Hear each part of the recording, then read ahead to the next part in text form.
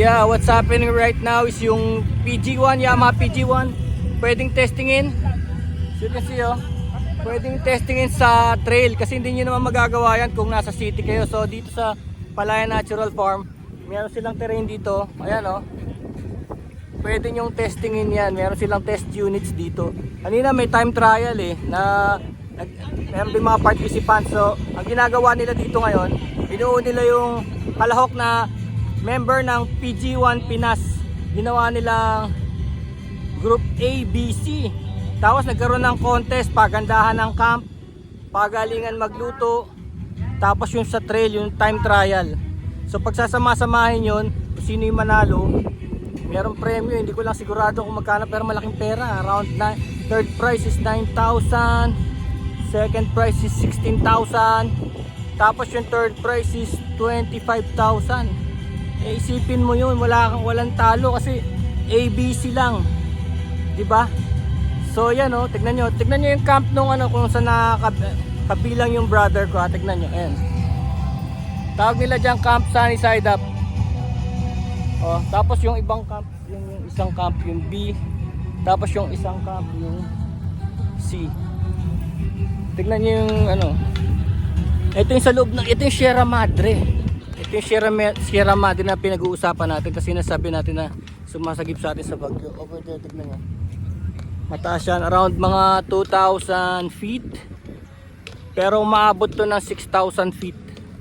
Sa kasi mula Cagayan to hanggang Infanta Quezon, Cagayan. So umaabot yan ng 540 kilometers.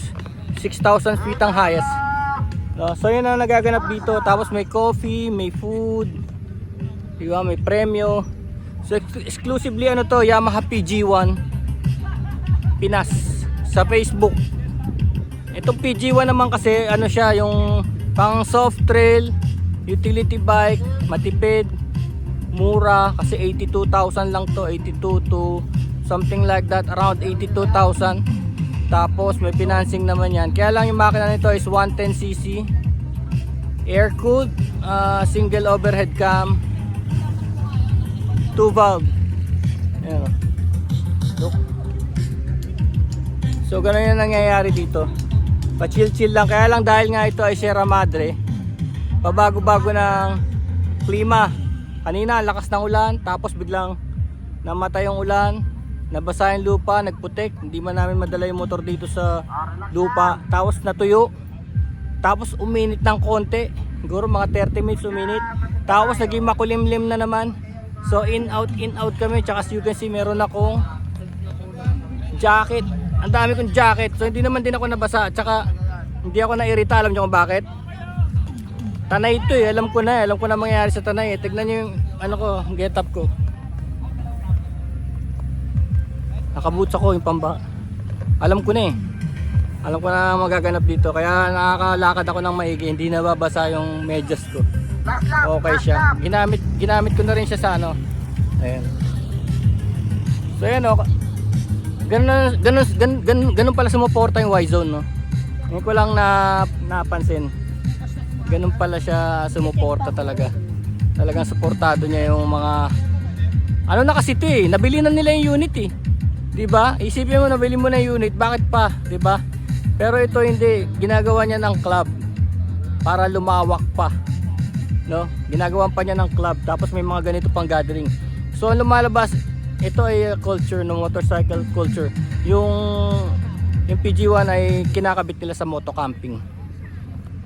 Kaya ganito ang kailangan kasi siya tractor tire. Tractor tire yung Gusto niyo makita? Lapit tayo Ayan Tignan nyo, ayan See? Tapos may mga available side bags. Aftermarket, look. Yung handlebar, nakita yung handlebar, pwedeng iangat. Ayan yung mga box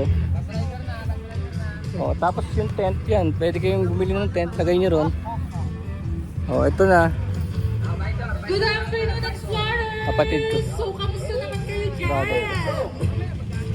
So, inuulit ko everybody, may ride currency tayo na nakuha during ay, nagawa mo? Moto and Wala lang?